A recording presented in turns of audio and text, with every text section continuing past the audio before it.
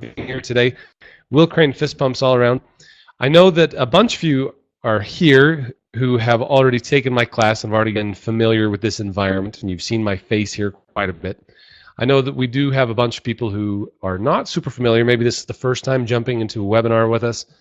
As you can see in the room, we've got our slides there in the corner. We've got a floating head of myself up in the corner on the right corner. If you are tuning in on a mobile device, you should be able to swipe between the screens. So you might have to choose between seeing my lovely face or seeing the slides. You can't see them both at the same time. But in any case, tonight's very exciting. We have Emma Shapiro on the line. She's a doctor of physical therapy and is the guru when it comes to talking about student loan repayment and how to navigate that rather treacherous field. And so let's see, as we get going here, she's got some awesome slides that we're going to be talking about and talking about some of the key points that you'll need to know as you're navigating the wonderful realm of repaying student loans. Now, just as a note, we've had, just as always, and I warned Emma about this, that as we get going, there's always invariably some small technical glitch. So that was the case with her camera. Like, for some reason, her camera just chose not to participate. And she's been trying to reload it a couple of times, and I think she's trying to reload it one more time before we really get going here. But let's see, as we start, I just want to point out that at the end, we'll talk a little bit about how you can find out more about Emma and about what she's doing over at debtfreept.com. I know that she likes to talk a lot about travel physical therapy and some of the great career options, especially as new grads. Speaking from my personal experience, I felt a bit overwhelmed with the idea of doing a travel therapy gig as a freshly minted physical therapist. And so she'll help assuage some of your concerns there and hopefully give you some more thoughts and options when it comes to travel physical therapy. We'll also talk about, she does have a course that she has on her site, debtfreept.com. We're going to have a special discount code for everyone who is here tonight. And that's, again, a good way to save thousands of dollars on your student loans. This year, in 2018, I finally got my student loans all paid off. 7 years into it, I used a rural hospital as kind of the avenue that I personally used to get my student loans paid off sooner rather than later. And yeah, so we're still waiting for Emma to tune back in here. So let's see. Do you guys have any questions or any concerns that you hope Emma addresses as we talk about student loans and career navigation? If you guys have any questions that you hope that we address or that we hit on, I want to make sure that we get everyone's questions answered either sooner or later, one way or the other, as we go through this webinar. For those of you who are tuning in and are interested in taking my class, so I do an NPTE preparation class, PT final exam. Any of you who are interested in signing up for that class, we will be starting up new classes for our April cohort, starting up here in the next 2 weeks. We'll be getting going. Let's see. So, Melissa, you've got some questions about public service loan forgiveness, or PSLF. It's kind of a fun. I always get PTFE in there, so PT final exam. But public service loan forgiveness, is it best to choose pay as you earn or PAYE, income based, debt consolidation? What is the downfall of pay as you earn? Good. These are all things we're totally going to address. And with that, this is one of those moments where you just wish that the computers would all behave themselves. So hang tight for just 1 second. We're going to get Emma into the room here. I'm going to be texting her, so I'm going to turn off my, so you guys don't have to stare me down while I text her. Let's see. So sorry, guys. We were going just solid, 1 minute before we tuned in here. So appreciate your patience as we get going. And I can't do two things at once, if you've ever noticed that. Companies such as Sophie, what is downfall of pay as you earn? Let's see. Hold that thought, guys.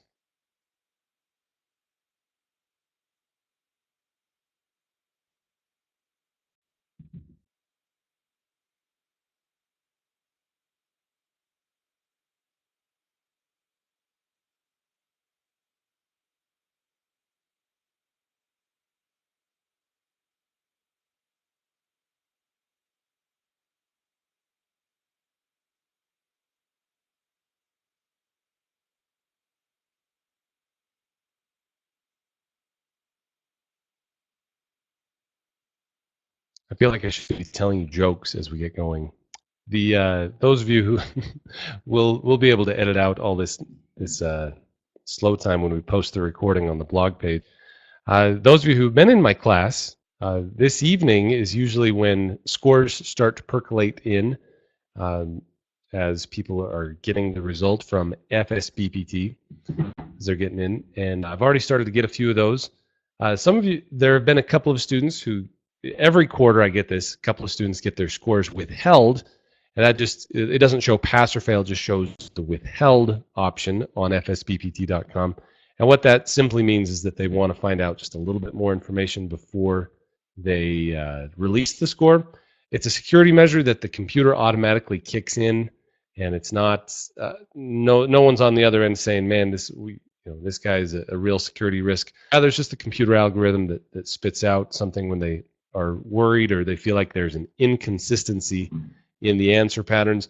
And if that does happen, they send you a survey via email, and just fill out that survey completely, send it back to them, and then wait a little bit more. So that's just one of those wonderful things. Let's see. Annalise just finished the class. Unfortunately, the testing center was closed due to inclement weather.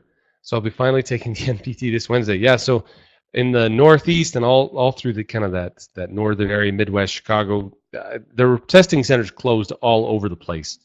And the testing center closures made everything be delayed just a little bit. And so unfortunately, it just kind of prolongs the agony instead of, getting it taken care of and getting it done. Rather, you have to wait a few days. Now, it did happen a few years everyone. ago. I'm so sorry. It just booted me right out. It was like plug-in failed. So I apologize for keeping everyone waiting. I'm so sorry. I was here early and it was working. As soon as we launched, it just kicked me right out. So I apologize for that. We're so happy to have you, Emma. We've just been talking all about you and how excited we are about your presentation here. And I told everyone that your camera has been, giving you just a little bit of grief tonight. So it's really just going to be an audio only, and that's just kind of the way it goes. So, yes. Emma, without further ado, Dr. Yeah, everyone can. We can see the slides. We're ready to go. It's exciting. Perfect. Well, thank you again, everyone, for letting me, sort of steal Will's webinar platform and really try to share with you as much knowledge as I have about student loans. This webinar is going to be like eye-opening, jaw-opening, crazy informative, and so please stay on for as long as you can, because like every little slide is like as much information as I could pack into it as possible. And also, if you are having questions while I'm talking, just feel free to just post them in the comments, and Will's here and I'm here, and we'll try to answer them, when we get like a good segue to answer those questions. But please, I know you're going to have a lot of questions, so answer away.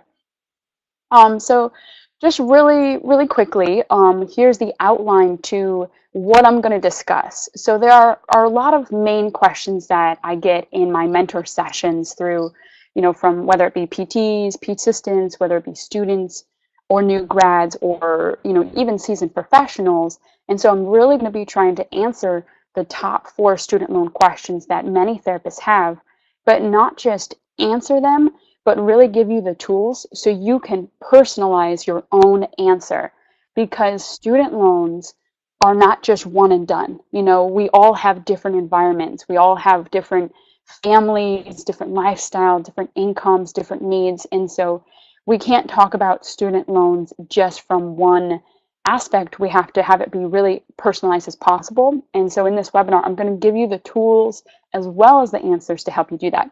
So the first thing we're going to talk about is this amazing free tool that I use to analyze my own loans, and that you can use as well to analyze your loans. And that's going to really help you understand how much you will pay now, upon graduation, and over the life of your loans. This will then help you answer the next most common question, which is what income-based repayment plan should you choose? And then using that free tool and building off of the income-based repayment plan education that I'm going to provide for you, we're going to talk about how you can really manage your student loans, not just how you pay for them, but how you become debt free, how you crush your loans, and not just in 20 years, but in just a couple years. And to segue that, I'm also going to talk about not only how you repay them quickly, but how you can save a ton of money over the life of your loans doing certain tactics. And then lastly, it's one thing to optimize your student loans, but no matter how well we understand our loans, we can't we earnings is so important. So in addition to being financially savvy, we also have to understand our earnings and our potential as therapists, and having really high paying career routes can make having student loans so much more bearable. So those are the things I'm going to talk about.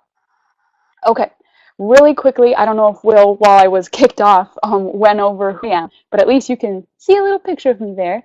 But my name is Emma Shapiro, and I've been a physical therapist for 5 years, and I've pretty much worked in nearly every setting and in nearly every type of position a therapist could have. I've worked in contract, I've worked as a traveler, and now I work at a nonprofit. And in just 3 years, so the first 3 years of being a physical therapist, I was actually able to not just earn, but save enough to have the option to pay off my 200,000 plus student loan debt. And that's where all the information that I'm giving you is coming from. It's coming from my own personal experience, how I've been able to save and how I've been able to do what I'm doing. And this actually inspired me to start my student loan mentorship program. And I even have a program for travel therapy, because as you'll see during this presentation, that having a high paying career route is going to really, really help you become debt free. Okay, enough of me. Let's get to answering those top 4 student loan questions. And so what we're first going to do is talk about the best free tool to analyze your student loans. And so you probably don't want to open up another browser right now, but I have linked there, and I know Will is going to give you guys like this webinar replay. But you're going to go to studentloans.gov, and in the corner, oh, thank you, Will. There you go. There's that link. And you can follow along with me if you guys want to, actually, and you can plug in some of your numbers. But you're going to go to studentloans.gov, and you're going to find their repayment estimator. And this tool is 100% free. It is run by the government. This website and tool was created by the government, and what's really neat about it is half the time, anytime you give anyone your email, you're going to be getting spam. We don't want that. And so you're not going to get any spam. You're not going to get any sales. This is run by the government. And when you log in and you go to the repayment estimator, it's connected to FAFSA, and it's connected to all of your financial information from your student loan portal. So Navient, Fed Loan Servicing, all those portals are going to be connected with this.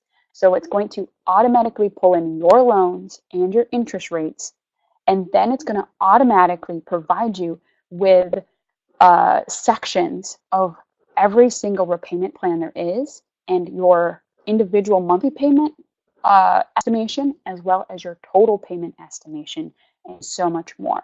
So it's just this really amazing tool to help you understand the life of your loans, doesn't this calculator say that? Yes, and I'm going to get into that, Melissa. Good point. And I'm going to keep on explaining the calculator. I've got more slides on it, but I will mention that point in 1 second. But this amazing free tool helps you understand your payments now and in the future. And so we don't really know. The reason why this is so important is because right now it's hard to look at this one lump sum.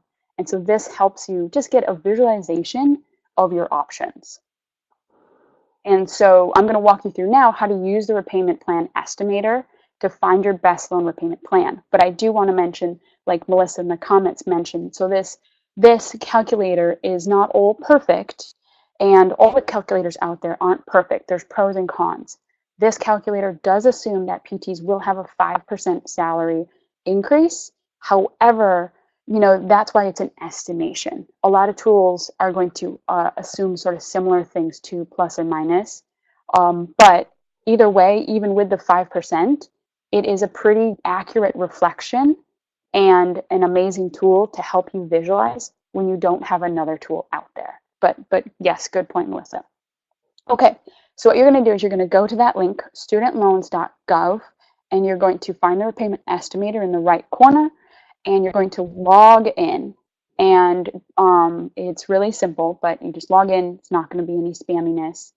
And so after you log in, it's going to ask you just for a couple details, and hopefully you guys can see them in the slide here. But it's just going to ask for the state that you live in. It's going to ask for your adjusted gross income. And what that is, it's your income after certain adjustments. And so you can see that on a tax return. So if you look up your tax return, you'll find adjusted gross income, and you can plug that in, or you can just make an assumption from what you're currently earning. And so you're going to plug that in. And then from there, it's going to give you all these different sections that are the different repayment plans. So it's got standard, it's got repay, it's got pay as you earn, it's got several others there. And really important to note right here is that there's a public service loan forgiveness toggle.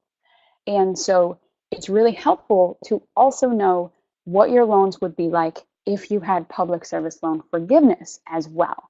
And so you can toggle that little button on, and then it will change some of the numbers for you as well. And so just I'm going over this tool to help you understand how to choose. And so you can see here, these are some examples of when I plugged in 70,000 as an adjusted gross income, 200,000 in loans at 7%. And so you can see all the different numbers here. And looking at this, you can see that standard repayment plans, which is basically where you're assuming that you're going to pay for 10 years, but at that 10-year mark, your loans will be paid off. You're going to have to make a payment of a little over $2,000.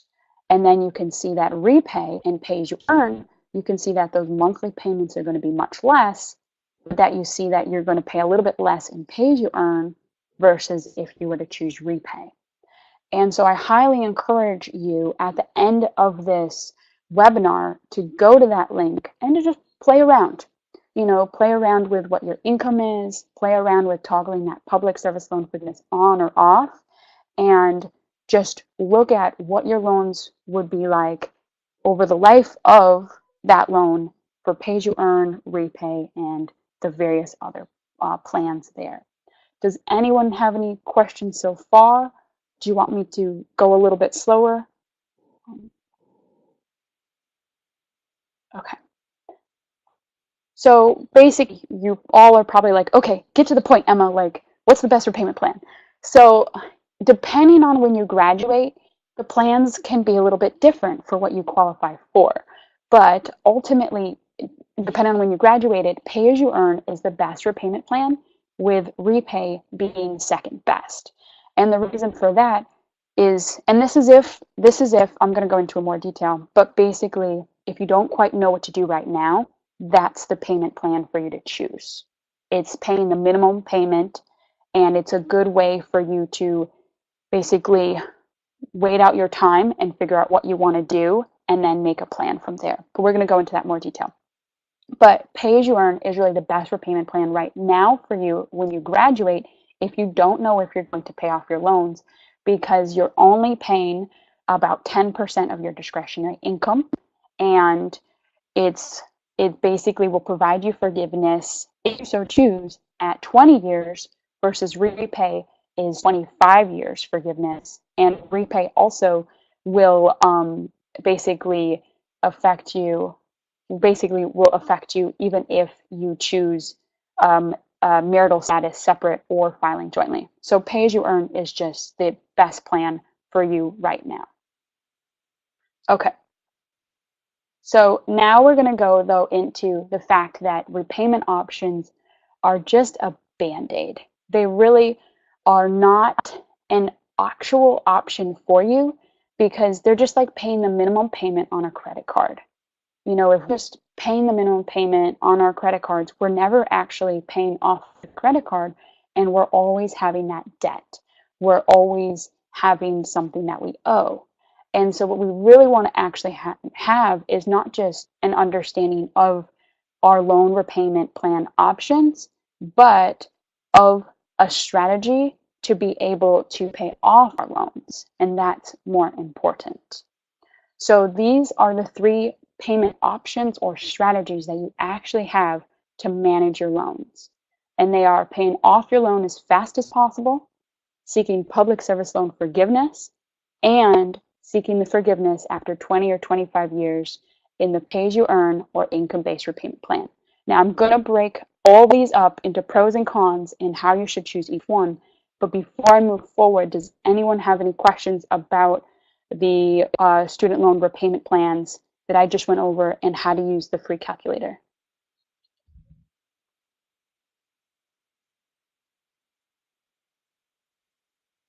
Is public service loan guaranteed? So Ashley, public service loan forgiveness is not guaranteed, and I'm going to go into sort of the pros and cons of that in a minute. But I mean, right now it is still in inaction. There is always risk that public service loan could be canceled, and so the risk is that if you choose that, it may get canceled, and you may or may not be grandfathered in. You know, there are a lot of promises, there are a lot of threats. Like Aaron Mullins is saying, you know, is it true that it's going to be taken away? You know, it's really hard to know those things because 2 years ago, they threatened to take away public service loan forgiveness a lot, and they still haven't, and it's been 2 years. And then No, it's Willis asked, what the... a great question, Emma, because in the news not too long ago, there was an article that something like 89 or 96% of all applications for public service loan forgiveness had been denied. Yes. Which, you know, that gets a lot of people's hearts pumping. Like, man, is it gonna get paid off or what? Yes. So great question. So I'm so glad that Aaron asked that. Yeah. It's certainly not a guarantee. It's a really good question, and I'm going to bring it up in more detail in a minute when I go over the pros and cons of each of these. But, you know, I remember that they were threatening it, and then everyone was freaking out, and they still haven't done it. I don't know if they're going to take it away. I mean, you just don't know until ultimately they actually do take it away. And then the other thing that people have not, loan servicers have not been able to guarantee for me is, will we get grandfathered in or not? You know, when I asked them those questions, you know, they made it sound well, it's highly likely, but we can't guarantee anything. And so it is a huge risk, and that's why you'll see that these are the payment options, but I'm not saying that these are, you know, perfect. They all have flaws. A couple more questions here, and then I'll go into these pros and cons of these options. So let's see. Blake said, yes. So not everyone will be eligible, like, for pay as you earn. It depends on, you know, a variety of different factors. So you just have to speak to your loan servicer about that, and they'll tell you if you qualify for pay as you earn or not. If you don't qualify for pay as you earn, then the next best option is repay. And that's because you become eligible for forgiveness, but it's 25 years versus 20 years, and you still only have to pay that 10% discretionary income. And I say that I recommend pay as you earn or repay right now for new grads, because you really probably don't have any savings either. And so I try to recommend people that they have a little bit of lifestyle at first, that they are able to build up a little bit of income before they start choosing to pay off their loans as fast as possible and make these several $1,000s a month payment. Yes, so I'm getting a lot of questions about public service loan forgiveness right now, and so why don't I just go right into it? Because I'm all these questions I'm gonna be answering in like 1 second. Okay, how does that sound, Will? Sounds perfect, because I mean those are the ones that. So the big job or the big questions are, you know, what jobs give you the most money, and how do you take advantage of public service loan forgiveness? And I will chime in a little bit because I've got a good compadre of mine who's working on public service loan forgiveness. But yeah, go for it. Go for it. Okay, so everyone whose questions we still haven't answered, the only reason why I'm not answering them quite yet is because, like I said, I'm going to go through each of these three payment options in much more detail now, giving you the pros and cons and how to know if it's right for you. Okay.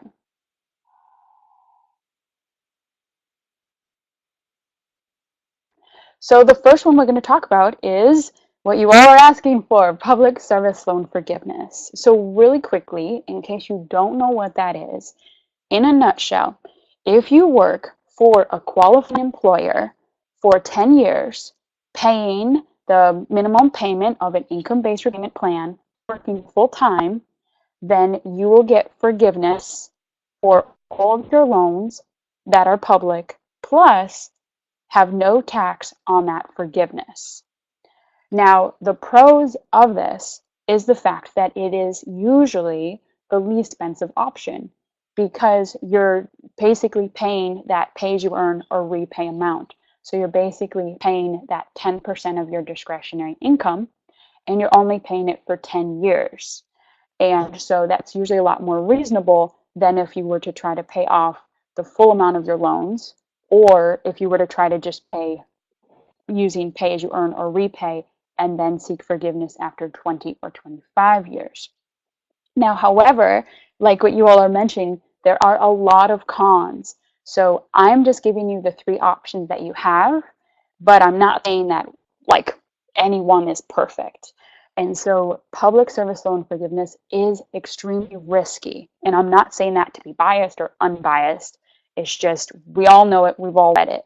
So there are several risks to this. One is the fact that there is a lot of paperwork and organization that you need to have. You need to make sure that you are making qualifying payments. You need to make sure that you are paying them on time and in full, that you are in the right income-based payment plan, that you are working for a qualifying employer, that you're working for 10 years. You have to every year do the income-based repayment certification form, as well as it's highly recommended for you to do the employer certification form. So there's a lot of paperwork that goes into this. Next is the fact that you have a 10-year commitment that you have to make to working in a nonprofit or qualifying employment position. Who knows where we're going to be in 10 years, Like we could have to move, we could, there are so many circumstances and it's hard to predict, and 10 years is a really, really long time. Now, I do want to mention that you do not have to work consecutively for 10 years to skip public service loan forgiveness. You can work, say, 2 years, take a break, and then 5 years, take a break, and then a couple more years. And so that's something that you can do. It doesn't have to be consecutive. And lastly, like what you all were mentioning, that the success rate for approval is extremely, extremely low. It literally seems like they don't want you to pass, like they don't want you to get this. It seems like there's so many weird loopholes and there's so much going against you. And so if it were me, I would not recommend this to people because there's so many risks and because you could end up choosing public service loan forgiveness and after 5 years, say you couldn't continue on this path, you would really be stuck in a tight spot and be in a really complicated position. But it is an option for you. This would be great for someone who knows exactly where they're going to be for 10 years. So say you already live in a house and you have a family and you're settled, and down the street is like a nonprofit, then this would be perfect for you.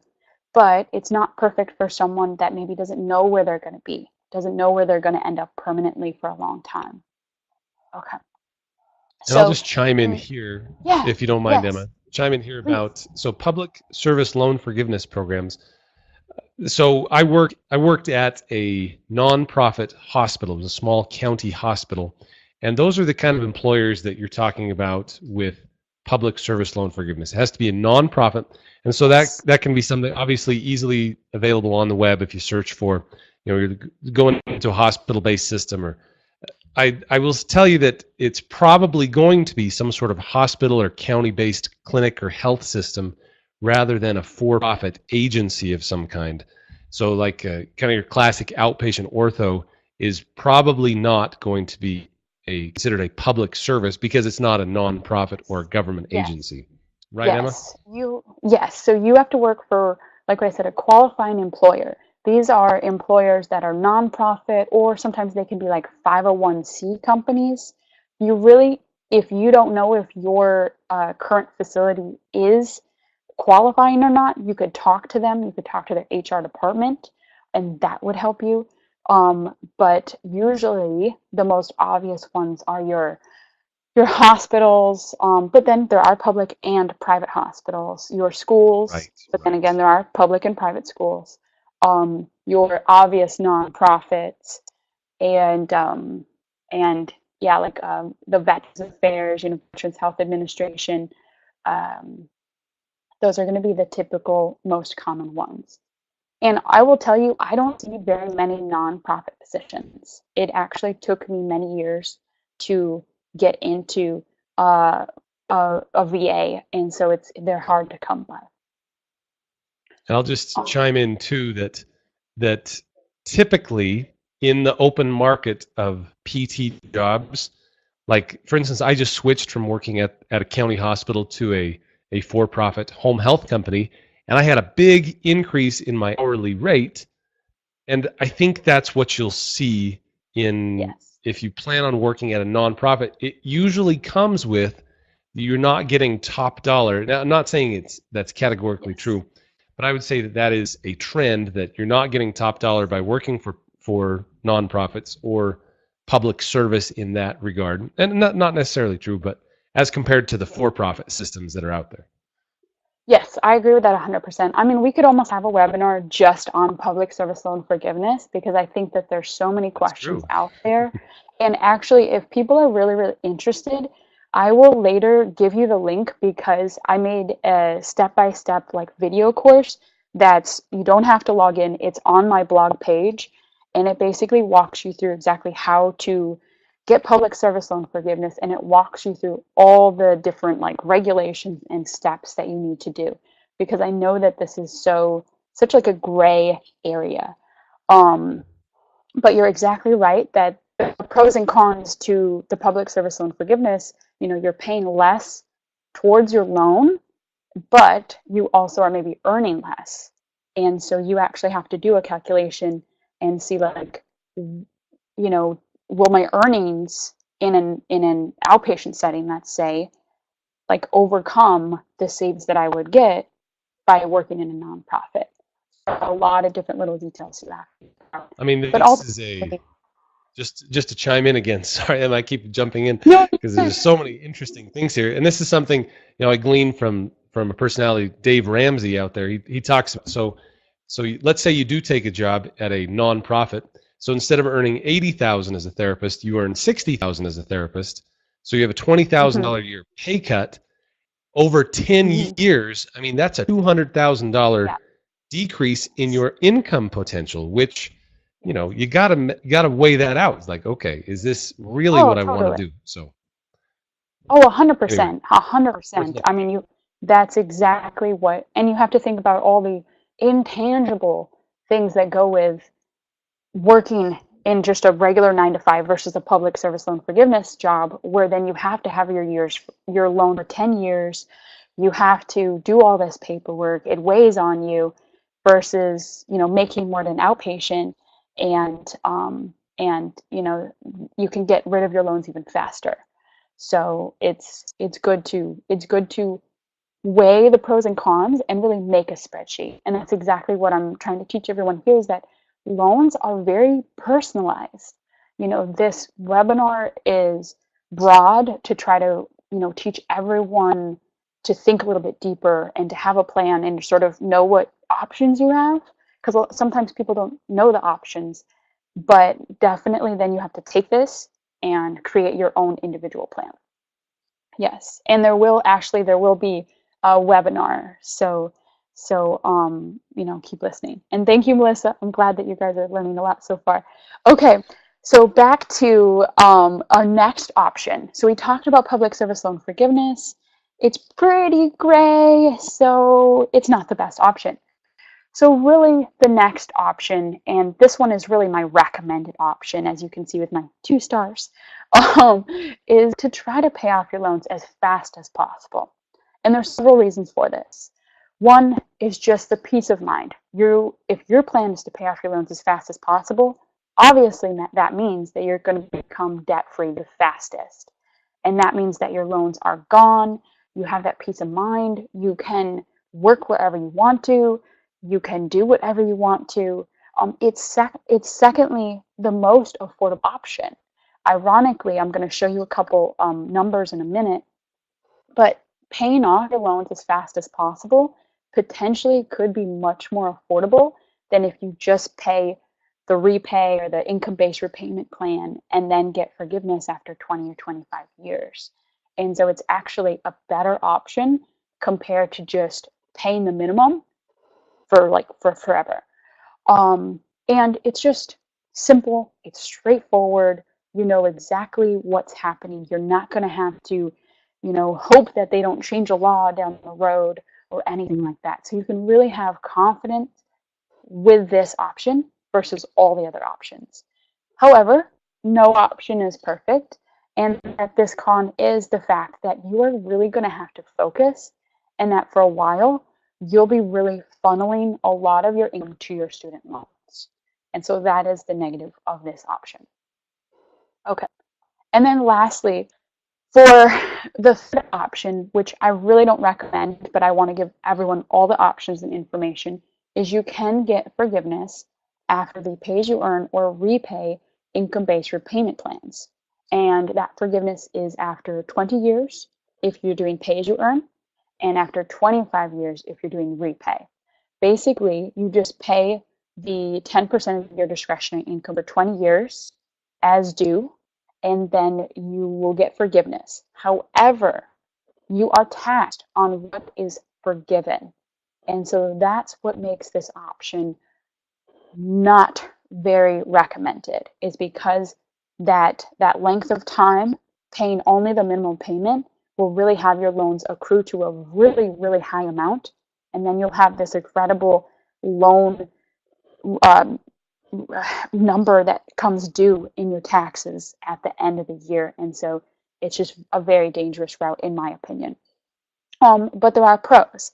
This is maybe the most flexible option, because if you just like don't know what you're doing and you don't want to make a decision, you can just sort of pay the minimum payment for forever.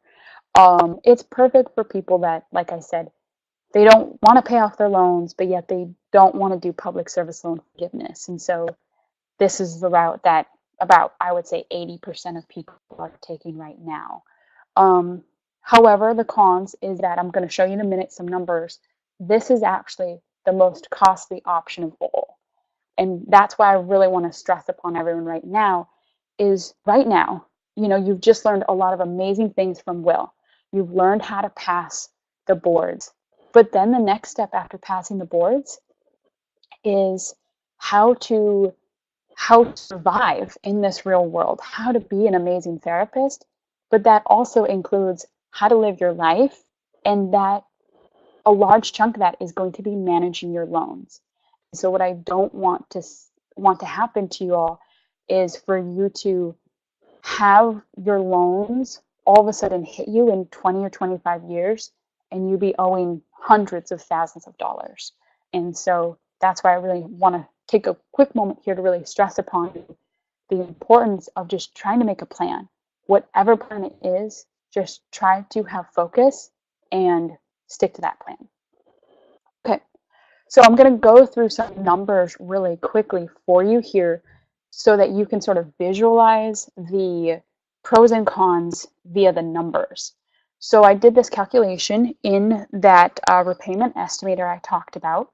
And so this was for someone who earned $70,000 in an adjusted gross income, and it was for $200,000 in loans at 7% interest. And so you can see here that I did the repay option, and doing that over the life of the loan, you actually, over the 25 years, you paid into the loan $272,000. And so that's over the life. But then you have taxes on what's forgiven. And so the taxes on what's forgiven, so you got forgiven about $229,000. So that, if you combined that with your annual earnings, is about $100,000 in taxes. And so in total, for repay over the life of your loan, you would have had to pay $375,000. And so, yeah, Jared, this is sort of an estimation um, for that. And so I want to say here that this is all estimations. You know, I can't anticipate what you're putting into your 401k, what your adjusted gross income is going to be, but I just want to show you that how much taxes you'll owe at the end of the year and how much you'll be paying over the life of the loan if you just paid that minimum payment and just sat by and did not make a plan. Now, the next option we talked about was paying it off as fast as possible. And you can see that with that route, and I did adjust a couple numbers here, but I'm going to talk about why in a minute.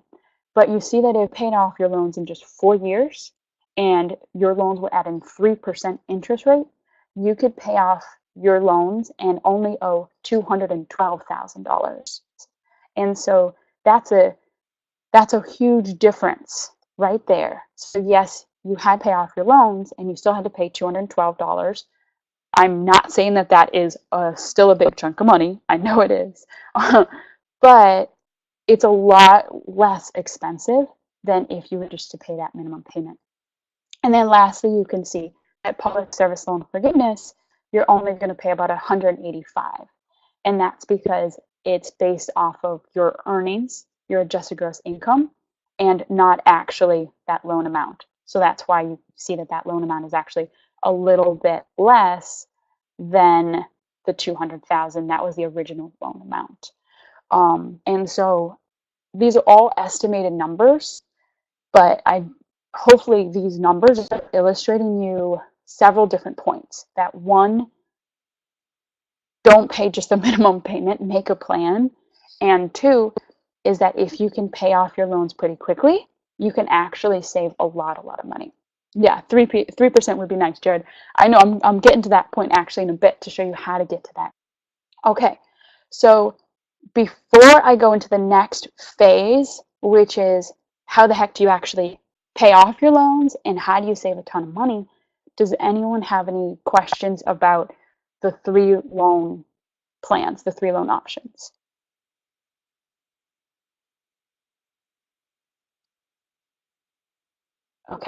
Okay, cool. Okay, I'm gonna keep going then. Hopefully y'all can hear me. Okay, so the next, and I'm finishing up. You guys are doing great. Hang in there. So now that we understand that we really have to make a plan for our student loans, and that if we can, we really should try to pay off our loans as soon as possible. The next strategy is to say, how am I able to pay off those loans? And how do I pay off my loans in the cheapest, fastest, and most effective way possible? And so what I'm going to talk to you right now is how to save literally thousands of dollars on your student loans. And so I'm going to show you that through a couple numbers here. So every 1% that you can lower in your interest rate is literally roughly $1,000 on a $100,000 student loan. So if you had a $200,000 student loan, that's $2,000 that you save every time you can lower your interest rate just 1%. And so if you can lower your interest rate just right there, you are going to be saving thousands of dollars to literally maybe tens of thousands of dollars over the life of your loan. Now, also, what you can try to do too is not just lower your interest rate, but try to pay off your loan faster. And so I've got another little calculation down here you can see where, say we had 3% interest rate and we paid our loan off as fast as possible in 4 years, we would owe $212,000. Now, this is on that previous example of that $200,000 student loan at 7%. Now, if we were able to pay that off in 3 years, then we would only pay $209,000. So you right there have saved about $3,000 just by paying off your loan 1 year faster. So, long story short, lower your interest rate and try to pay off your debt as fast as possible. If you do those 2 things, you'll easily save thousands of dollars. Okay, now you're all probably wondering, okay, yeah, if I had a magic wand, I'd lower my interest rate. So like, how do I lower my interest rate? So that's what I'm going to go into next. So The solution to lowering your interest rate is something called refinancing. Now, has anyone heard of refinancing before? Okay. Yes. Okay. Awesome, Jared. Okay. Thank you. Yeah, SoFi. Exactly, Corey. Yep. Exactly. You all have probably seen those commercials. SoFi is pretty big, so you've probably mostly seen them. But basically, in case you don't know what refinancing is where you're going to combine your loans, and you can combine just your public, just your private, or both, and you're going to combine them into one new private loan at a lower interest rate. So note that I said private and that lower interest rate. So I'm going to go into the pros and cons now, explaining why that's important to know. So the pros of refinancing, or basically combining your loans into one new loan, is the fact that you'll get a reduced interest rate. What that means, as I just showed you in the previous example, is that literally every percentage that you can lower could be, $1,000 or more dollars per year savings. Over the life of your loan, that's several thousands to tens of thousands of dollars in savings. In addition, instead of having all these loans floating around everywhere and really making it complicated, really having people understanding how to budget and how to track, do you do debt snowball or do you do debt avalanche? Who cares? Because if you refinance, you'll only have one loan. So you won't have to worry about having these complicated budget strategies. You just focus on paying as much as you can into one lump sum. And so it makes it a lot easier to track and to budget. It's also, more transparent and just more structured than if you were to have all these different public loans, all these different private loans. There are a lot of different, they're just different things. It's complicated. And then lastly, once you refinance, it really forces you to be accountable and to pay off your loan. If you always have those income-based payment plans, that you can fall back on, it's really easy to be tempted to like just pay the minimum payment instead of having to pay that several thousands of dollar payment per month. That's actually going to, get a chunk out of your student loans and help you pay off your debt really fast. Now, there are some cons, and that's what leads me to that fact that I highlighted, that this now becomes a private loan. So when you refinance, any public loan that you have will become a private loan. And so when you do that, you will lose any chance to get public service loan forgiveness, because only a public loan can get public service loan forgiveness. So if you even have like an inkling that you think that you're going to do public service loan forgiveness, this is not a plan for you. You also do lose some of the income-based repayment options, because the goal of refinancing is not to pay the minimum payment, but it's to pay off your loans. That's not to say that they don't have some plans that will help you if you are like economically challenged. So a lot of them do have unemployment plans where you can be unemployed for like 18 to 24 months and it's okay. They will allow for that, and then you can get back on track with your payments. Okay. And so who should consider refinancing and who shouldn't consider refinancing? So my goal in this webinar is to try to teach you guys tons and tons of stuff in an objective, non-biased way. And so the people that I feel like should consider refinancing are the people who feel like they can be committed to paying off their loans and who want to actually pay off their loans in the fastest, easiest, and cheapest way. You shouldn't consider financing if, like I said, you're going to try to seek public service loan forgiveness. You also shouldn't seek it if you're undecided of what route you should take, because once you do this, you cannot go back. It's a one and done thing. You can refinance again, but you cannot turn a private loan back into a public loan. And so if you're undecided, I highly recommend that you just take a couple months, earn some money, build your savings account, understand what it means to be a therapist and to work full time. And then from there, then go back to creating a debt management plan that may involve refinancing. And then lastly, like I said in the very beginning, some people may have large families and they have to pay for, their elderly grandma's medical bills or, their kids' braces or something like that. And so I don't know, Will, is that you paying for your kids' braces Well, I don't yet? have any braces yet. No, no braces on this, Babies. but I mean, yeah, 3 kids. I mean, I guess that's a large family these days. But you're right.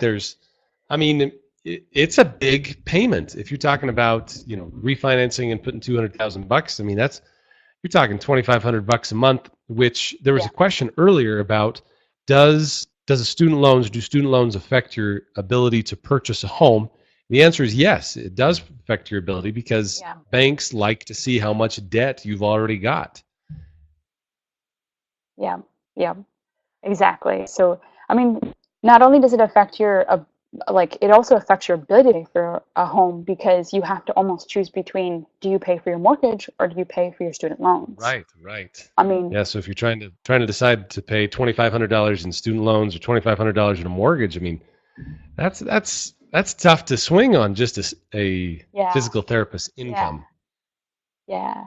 And Corey, actually, you are 2 slides away from me going through all the different student loan refinance companies. So hang on tight to your question. You're good. You're good. Thank you guys so much for being in the comments. I appreciate it. Okay. So, lastly, just to repeat what I just said, that if you have a really large family, if you feel like you can't afford to pay payments that are going to be, in 2,000, maybe $2,500 a month, then this, refinancing may not be the best option for you. You may want to take the risk and pay a little bit more in interest, but have the flexibility. Okay. And so, with that, couple more things here. So everyone's probably wondering, okay, that's financing, but how do you refinance? So refinancing is actually like super, super easy. Refinancing, I would say the application only takes about, maybe 5-10 minutes. And then there is a processing time.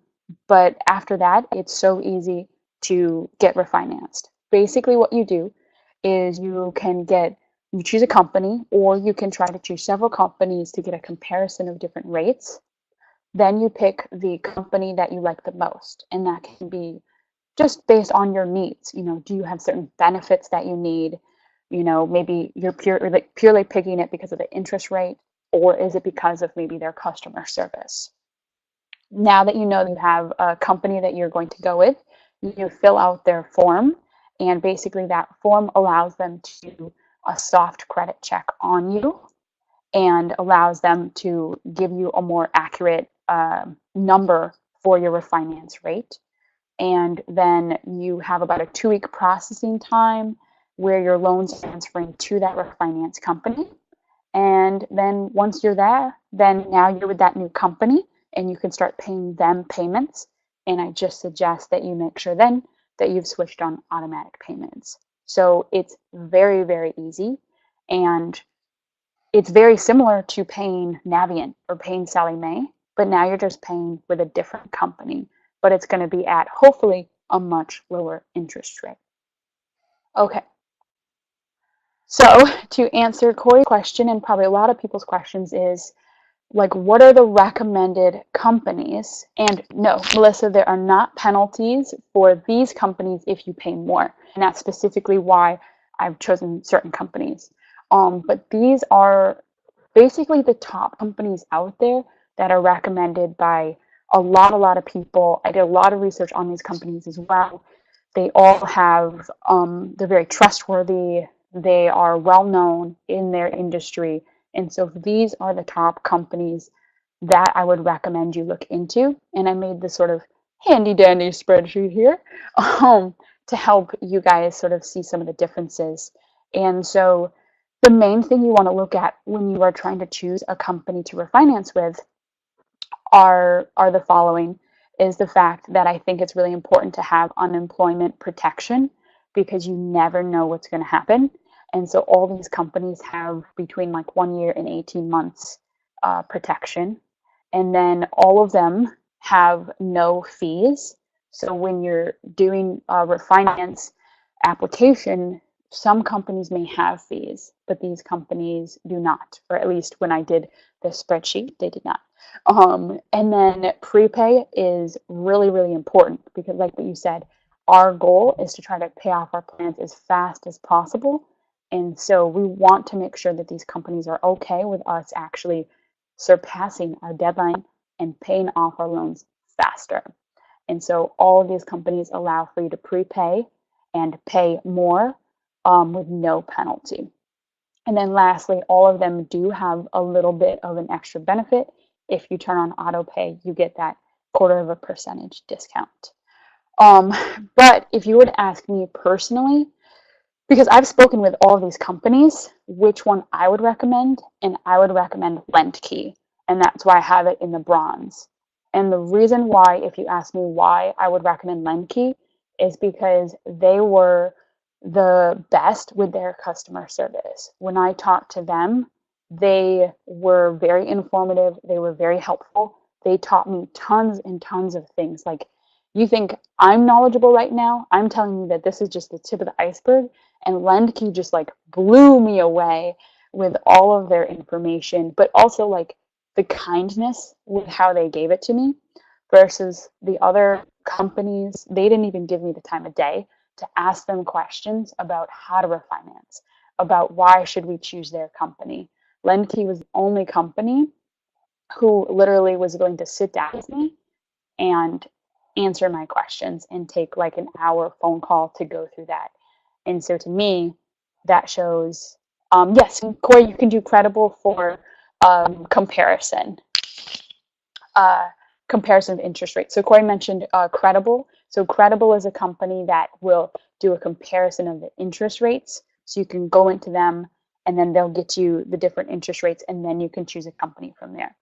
But LendKey would be my top recommendation just because of how kind and approachable they were for me. Okay, so now we're going to move on to top paying careers, but I think I see a couple more questions about refinancing. So any questions about refinancing before we move on to careers? So I talked about, yes, Melissa, there should be no penalties with those companies if you pay extra. Hugo says, is it better to refinance during forbearance or after? Does it matter? I don't think it really matters, Hugo, when you refinance. Just as long as you feel ready to refinance. I think that's the biggest thing. Great slide. That's the best. Yeah, Jared, it all depends. SoFi has a lot of marketing and advertising. There's pros and cons with each company. It just depends on what you prioritize. If you're not as knowledgeable with student loans, it's really nice to have a company that is, and it's really nice to have a company that has like amazing customer support. But I try to be as non-biased as possible. So they're all great companies.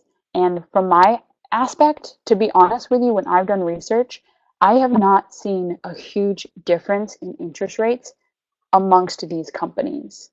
It's not been that big of a difference.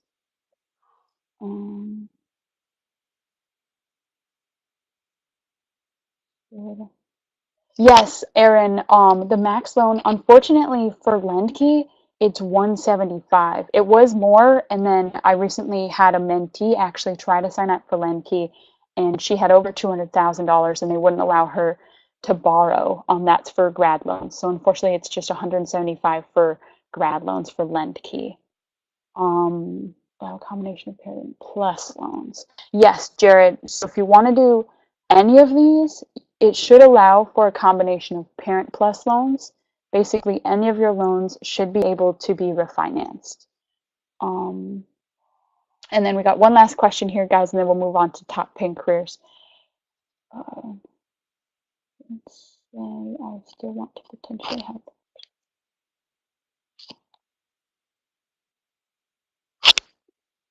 So Melissa's saying, let's say I want to potentially have the option to do public service loan forgiveness. I have 11 public loans that range from 3% to 7%. Yes. So Melissa, if you don't want to refinance and you want to, still have the option to do public service loan forgiveness, yeah, what you can do is you can talk to your student loan servicer, whether it be Navient or Sallie Mae or Great Lakes or whomever, and just try to make sure that when you pay them, that it's going to the higher interest rate loans. When you pay to the servicers, typically that have our public loans, they just sort of distribute it a little bit randomly, and they don't use like the snowball method or the debt avalanche method.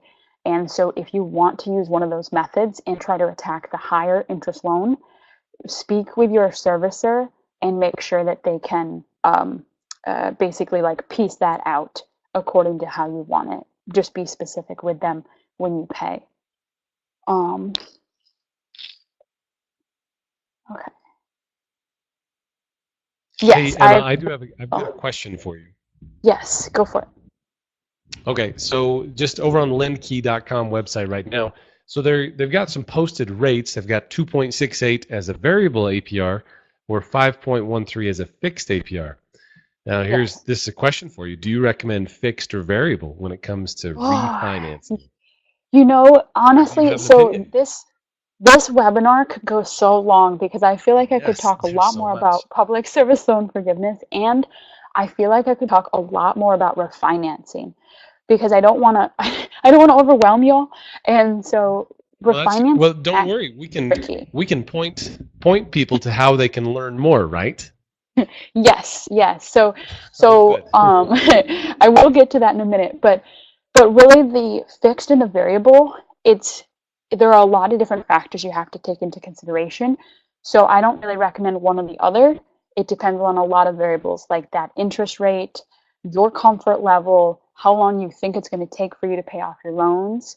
All of that is different because a fixed rate is not going to change. So if you refinance at, like, let's say a fixed rate of 5%, you're going to have that the whole time the life of your loan after you refinance. But if you refinance at a variable interest rate of say percent, um, that may change over the life of your loan. But that may not change within 1 to 2 years. And so if you're thinking of paying off your loan within 1 to 2 years, you may choose the variable interest rate because that's often the more reasonable. That's like a quick answer, but we're just like in the tipping. We're like dipping our toes into loan stuff right now. Okay, Well, good thing so you've got lots of resources for everybody. I do have lots of resources. I promise you guys, I have tons of resources because I know that there's like this is only the iceberg. It's only the tip of the iceberg, and there's so much more to cover. Okay, so before we end this webinar, and you all have been amazing and such like such good support in the chat and everything, there's one last thing I want to talk about, and that is the top paying careers for physical therapists and PT assistants. And the reason why I included this in the webinar is because, like I said, you can have the most perfect student loan plan, but if you're only earning like 1,000 or 20,000 and your debt is like 200,000 or 300,000, no matter how much you save, how cheap you live, it's going to be so hard to pay that off. But if you have a high earning career, it just makes it a lot easier. You don't really have to think or try too hard, and you can become financially independent or pay off your loans.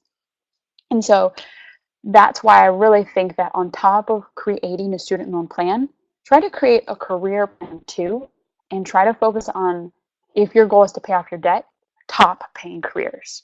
And so I've listed for you guys here the top paying careers for therapists. And so they are traveling, contract work, per diem, and then home health or acute care.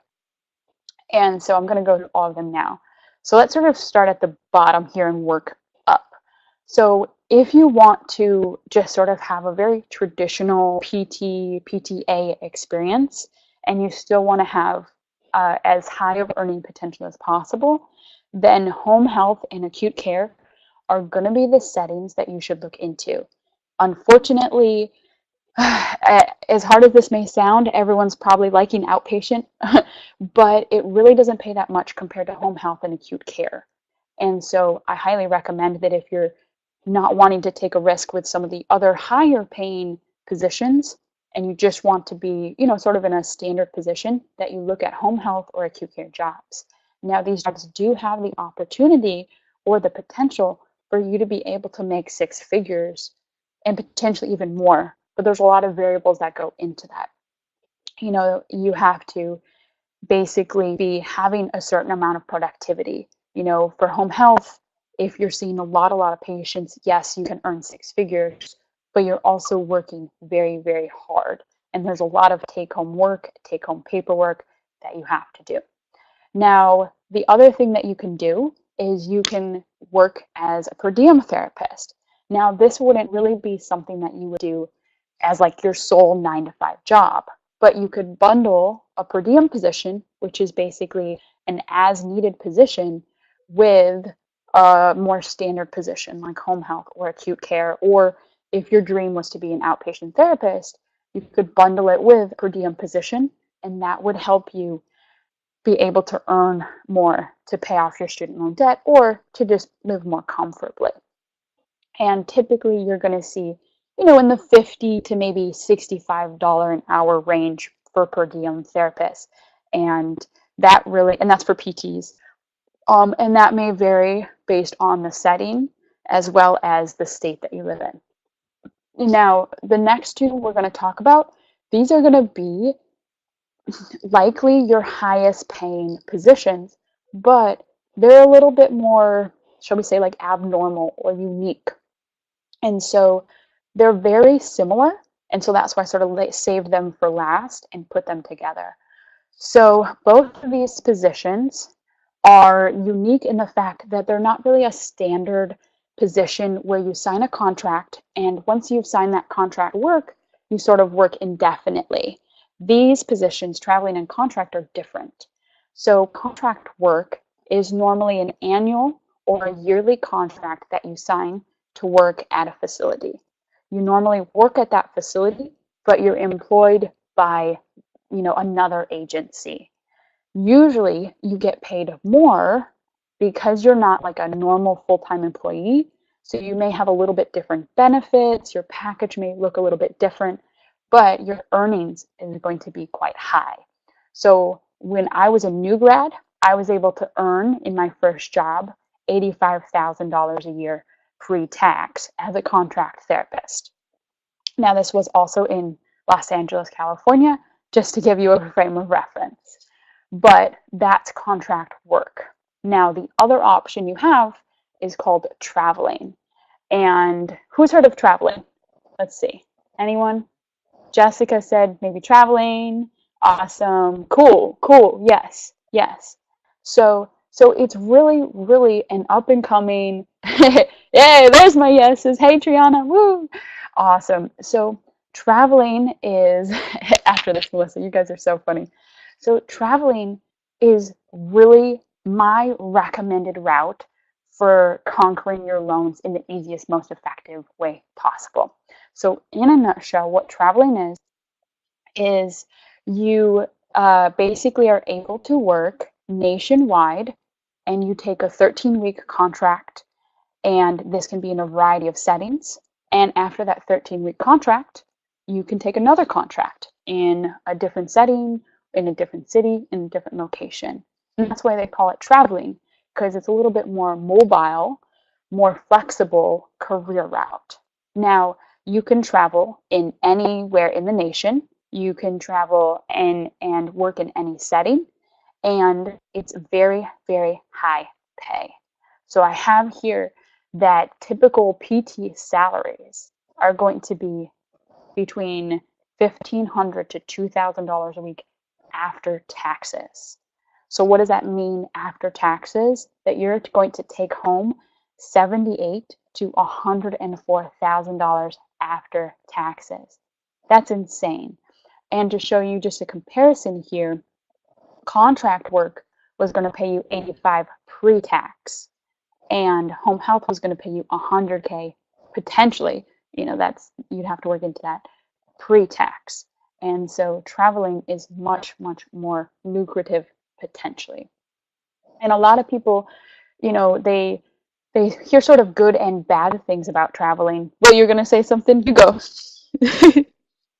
Oh no, I don't have a whole lot to add because I'm not certainly not the expert here. I Okay. know there are some loops or hoops you have to jump through to Yes. maintain that tax-free status on that income. Yes. However, it's I guess it's cost benefit because you have to give up some, or you have to be very flexible in the location and the setting that you are reimbursed for that flexibility. And so you can see it's a trade-off. However, that being said, it can be a great way to sample a lot of different aspects of the PT career. Yes. And you bring up a really good point. So, I'm talking about loans. So, in terms of earnings, I think traveling is one of the best ways to pay off your student loans. But not only is it amazing in terms of earnings, but it's extremely flexible.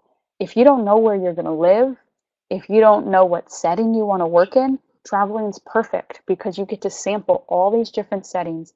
You get to really find out what kind of therapist you are and what kind of therapist you want to be. You also do get a variety of different patient caseload, variety of different mentors.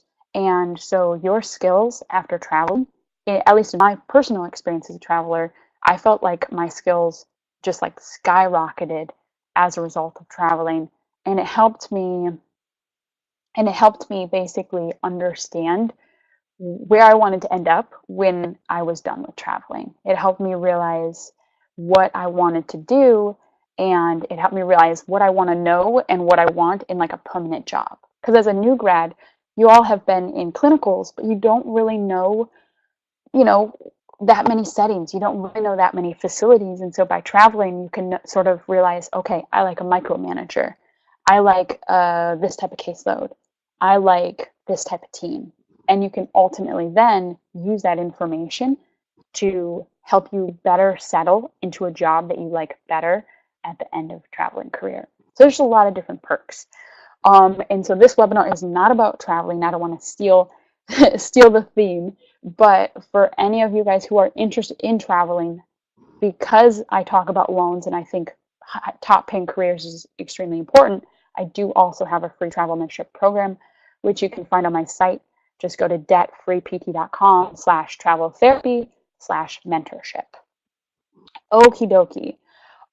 So that's actually the nutshell of the webinar, and I'm going to get into some resources, but any more questions really quickly? It looks like a lot of people jumping off. So, okay, before you all leave, don't leave yet, because it's leading me to my resources. So I know that student loans is extremely, extremely complicated. It's complex.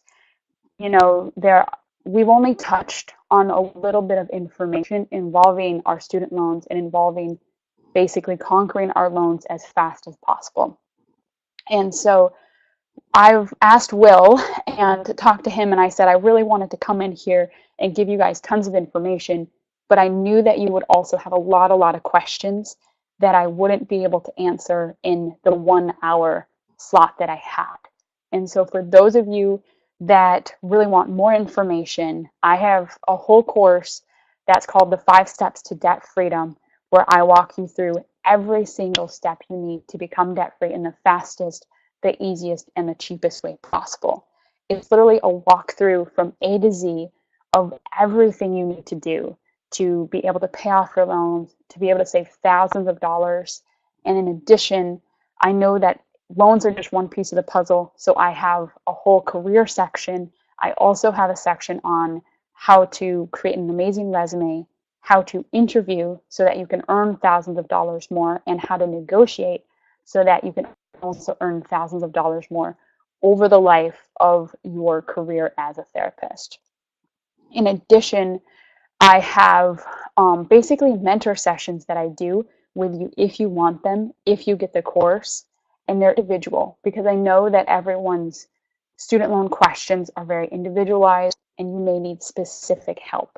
And so that's what's very unique about me is that I want to be able to help you 100% I'm devoted to helping people with this because I know that it's complex.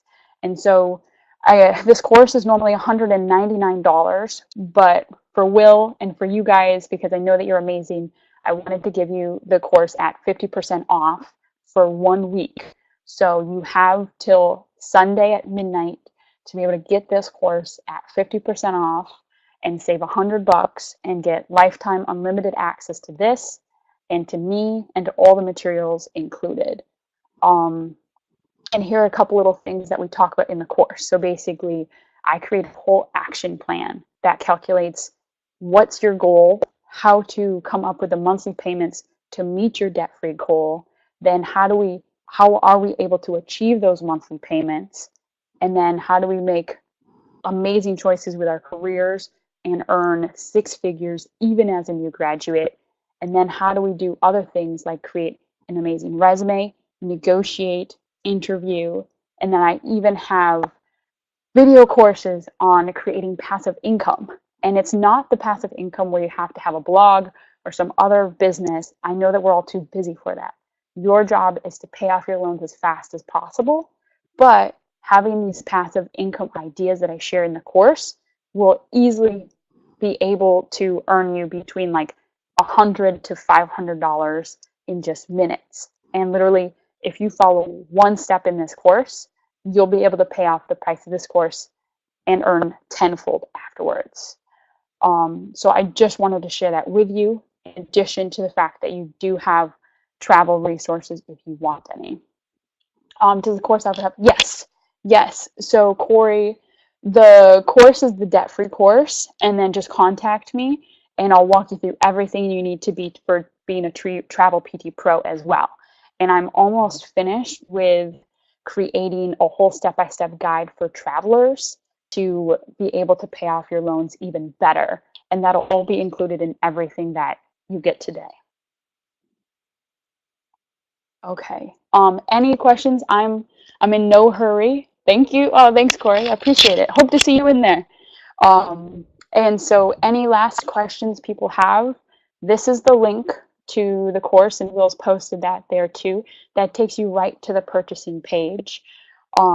If you have any questions, I'll be like on my phone and on my computer this whole week trying to like respond super, super quickly.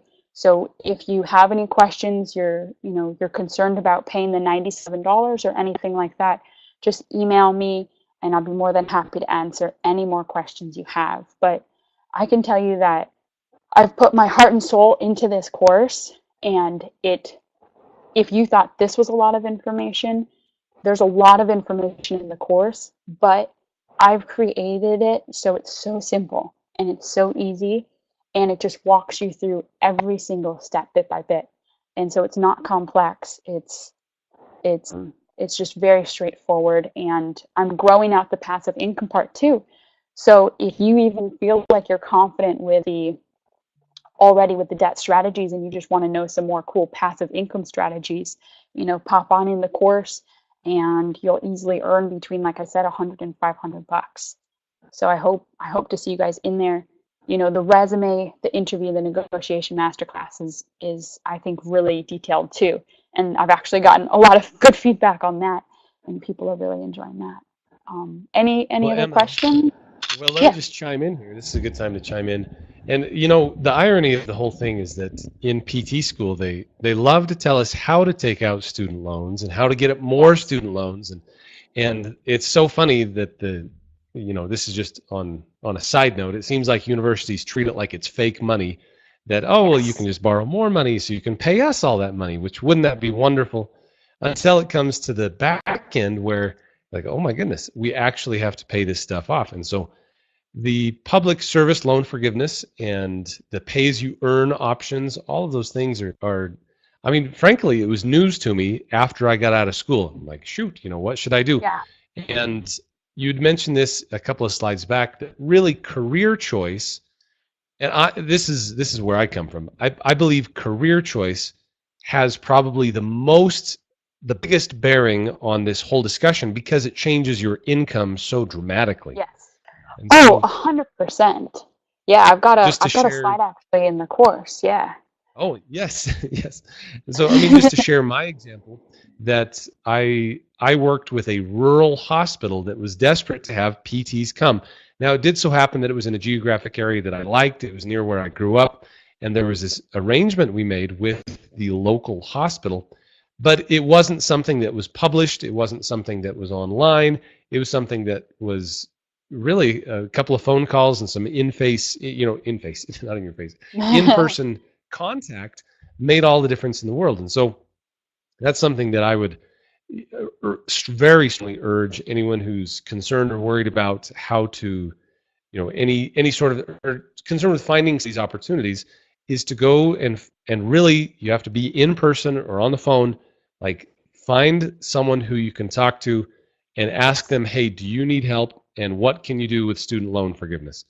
And then you could Yes. also point out, this is something that a lot of people don't know on the back end. I was actually the hiring manager at this place, and it turns out that to use a recruiter to hire a therapist. So think of it from the standpoint of the rural hospital. Like, we got to get a therapist here. How are we going to get a therapist? Well, let's talk to a recruiting agency. Well, a recruiting agency charges $20,000, so 25% essentially of the first year's income for that therapist. They charge $20,000 just for the privilege of placing that therapist in that position. And so I guess what I'm trying to point out is that if you approach the facility in question and you say, hey, I know it costs a lot for a recruiter, can you offer that in student loan payment over, and Yes. almost always it's over a graduated amount, like 4, 5, 6 years or whatever. But if you can Yes. turn over the rocks and get an extra 20, 30, or $50,000 just by committing to work at a facility that's really anxious to have a therapist, I mean, that is the biggest bang for your buck, I think. And then you can still qualify. That's the cool part. If it's a nonprofit, you still qualify for public service loan forgiveness. I mean, there's all kinds of ways to shake this. Oh yeah, but I agree 100%. Career choice, and that's why I had to talk about it today.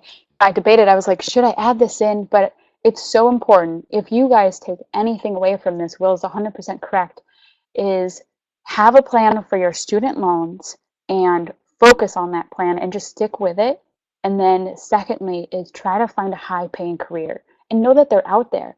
The reason why I started all of this in my travel mentorship program was because when I started traveling and when I was even a contract therapist, a lot of my classmates scorned me. They sort of looked at me and they were like, "Eh, what are you doing? Like you sold yourself out or something." That's my California accent. Um, and so, and I felt frustrated and I felt bad because here I am actually making a really smart decision, and yet people are thinking it's the bad decision. And so I felt like I had to change that. And I felt like people had to know that traveling is a great career path. Contract is a great career path. That you can be you and you can choose these other career paths.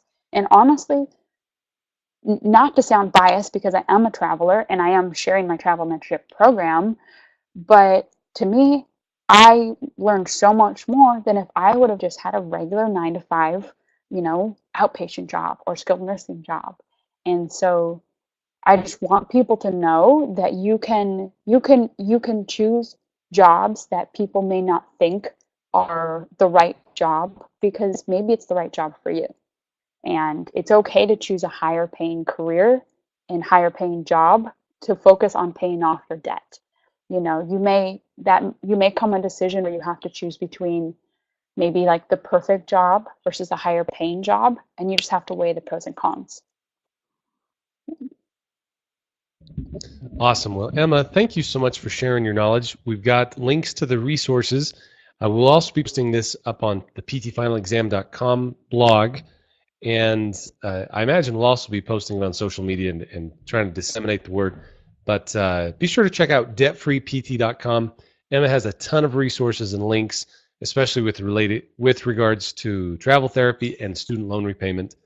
And honestly, getting to be a debt-free PT, just speaking from experience, it's a load off the shoulders, and it makes your career, it makes it so that your choices only open up even broader because you can go anywhere. You can do anything you want, Yeah. and that's what's given me the flexibility to run PT final exam much more the way that I like, rather than being tied into the 9 to 5 all the time. I still do practice, but I practice in a more flexible way, you could say. And so Yeah. it's It's because so you fun enjoy to being a have it all. PT. It's like because now you Right. enjoy being a PT, you're not forced to. Like you want to maintain yourselves, you want to Right. maintain knowledge, but you don't have to. I mean, just having debt freedom is such like a load off your shoulders, and it enables you to do exactly what you want to do. You know, some of So us true. got into this and were surprised, and maybe this wasn't the perfect career, and so now it is. And so I just hope, this helps people create an action plan and just help you to be aware, because I hate to see people, like I have some friends who didn't know about this, and now they have, $400,000 of student loans, and they're lost and they're frustrated, and so I don't want to have people be 80 and still have student loans. Let's be 25 and be debt free. Let's be 30 and be debt free.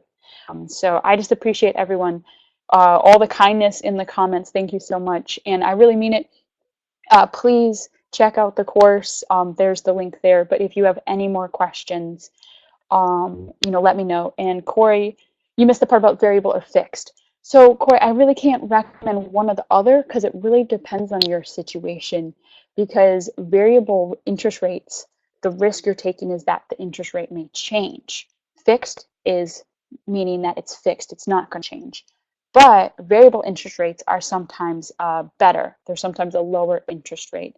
So it just depends on how fast you think you can pay off your student loans and how comfortable you are with choosing, say, variable versus fixed. And then when you do the application, what those two numbers are and how big of a difference it is in terms of your savings between variable and fixed. So hopefully that sort of answered that question. But thank you again, Cool. Will. Well, I appreciate yeah, it, Emma, and thank you. it's such a pleasure having you on.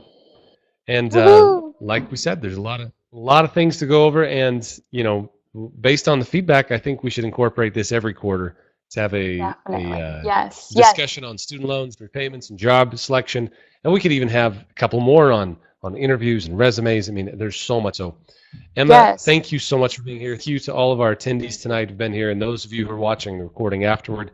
Thank you again, and appreciate all your support.